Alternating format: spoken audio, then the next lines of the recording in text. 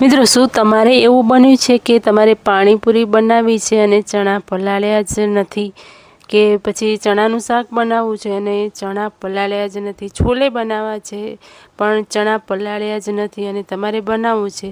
તો ઇન્સ્ટન્ટ આપણે ચણા કઈ રીતે પલાળી શકીએ અને એ પણ આપણે રાત્રે પલાળીને રાખીએ કે 4-5 કલાક પલાળીને રાખીએ ને એવા જ સરસ બની જાય, અને એ પણ માત્ર ને માત્ર 20 થી 25 મિનિટની અંદર. તો એના માટે શું કરવાનું છે, આપણે એક તપેલીમાં પાણી લઈ લેવાનું છે.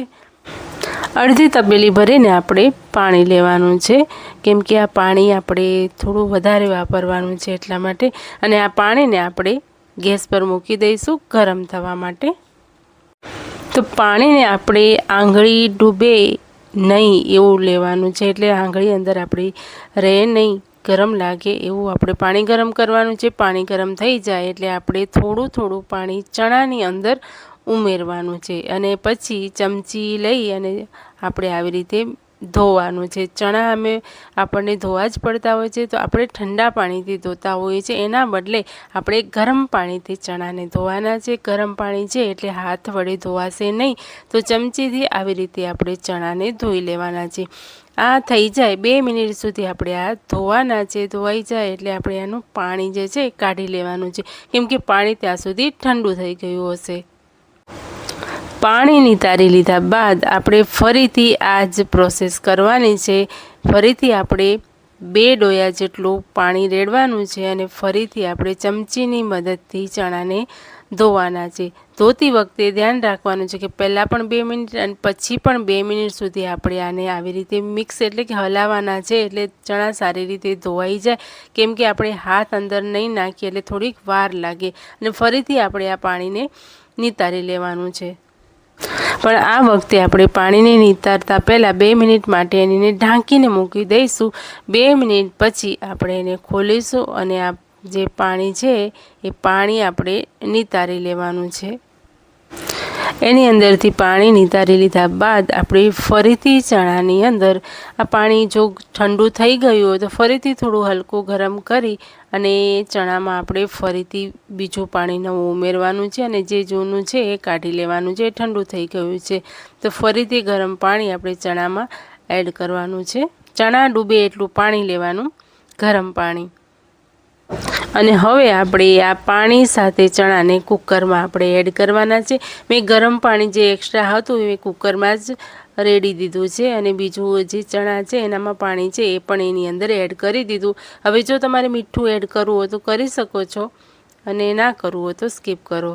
હવે કુકરનું ઢાંકણ બંધ કરીને આપણે ધીમા તાપે વિસલ 3 થી 4 વિસલ આપણે લગાવી લેવાની છે.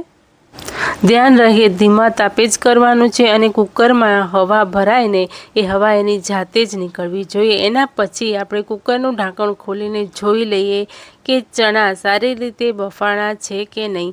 જોવાથી તો એવું લાગે છે કે સરસ એવા ચણા બફાઈ ગયા છે. હવે આપણે ચેક કરી લઈએ.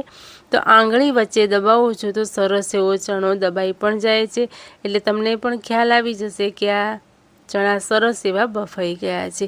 એટલે 20 થી 25 મિનિટ જેટલું જ લાગશે. 20 મિનિટ લાગશે આ ચણાને બાફવા, એટલે ઇન્સ્ટન્ટ ચણા બફાઈ જશે. અને તમે જોઈ શકો છો. અને હવે તમારે પાણીપુરી બનાવવી હોય તો બનાવી શકો છો, અને આ ચણાનું શાક બનાવવું છે તો પણ તમે બનાવી શકો છો.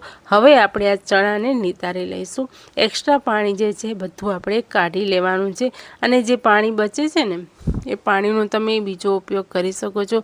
તમે પી શકો છો, અથવા તો તમારે ગ્રેવી બનાવવી છે ચણામાં તો બીજું પાણી એડ કરવાના બદલે તમે જે આ નિતારીને મૂક્યું છે ને પાણી ચણાનું એ જ લેવાનું, જેથી એની અંદર રહેલા પોષક તત્વો આપણને મળી રહે.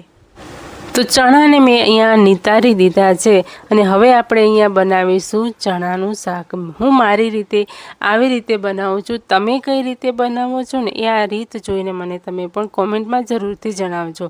તો અહીંયા વધારાનું પાણી એક્સ્ટ્રા હું સાઈડમાં મૂકી દઈશ. જો ગ્રેવીમાં જરૂર પડશે તો આપણે એનો ઉપયોગ કરીશું.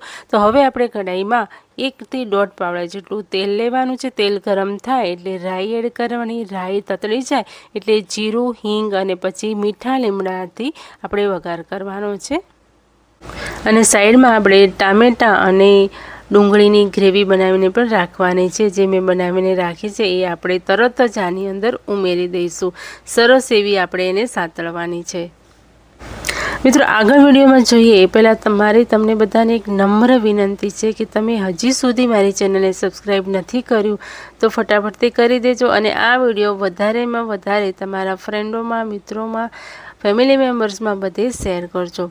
તો હવે ગ્રેવીમાં આપણે પ્રમાણસર હળદર, મરચું અને જે પણ તમને આની અંદર મસાલા જોઈતા હોય એ તમે એડ કરી શકો છો. મેં અહીંયા હળદર, કશ્મીરી લાલ મરચું અને ધાણા જીરું પાવડર 3 વસ્તુ એડ કરી છે અને સારી રીતે આપણે એને મિક્સ કરવાનું છે. અને આ વસ્તુ આપણે ગ્રેવીની અંદર જ એડ કરવાની છે જેનાથી આનો કલર સરસ એવો આવશે.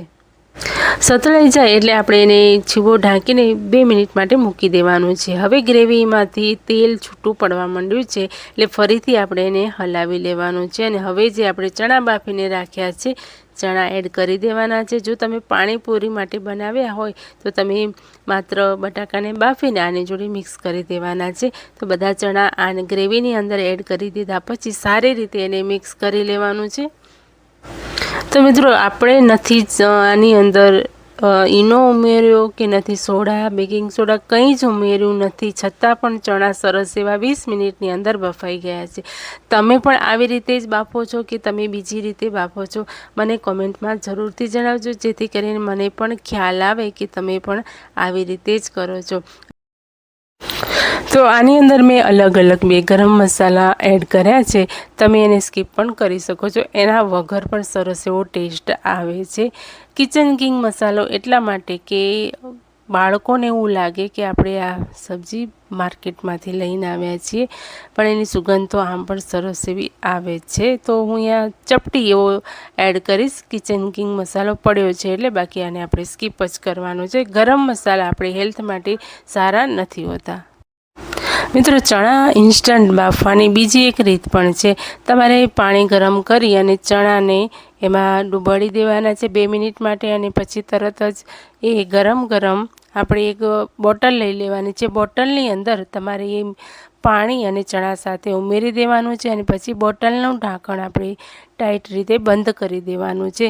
તો બોટલની અંદર ફટાફટથી ચણા લગભગ 15 મિનિટની અંદર સરસ એવા પલળી જાય છે અને પછી તમે એને બાફશો ને તો સરસ એવા બફાઈ જશે. 20 મિનિટથી 25 મિનિટ લાગે છે, વધારે એનામાં પણ લાગતી નથી. તો મિત્રો આજની મારી આ રેસીપી તમને કેવી લાગી, મારી આ ચણા બાફવાની રીત કેવી લાગી? જો ગમી હોય ને તો તમારા ફેમિલી મેમ્બર્સમાં, મિત્રોમાં જરૂરથી શેર કરજો.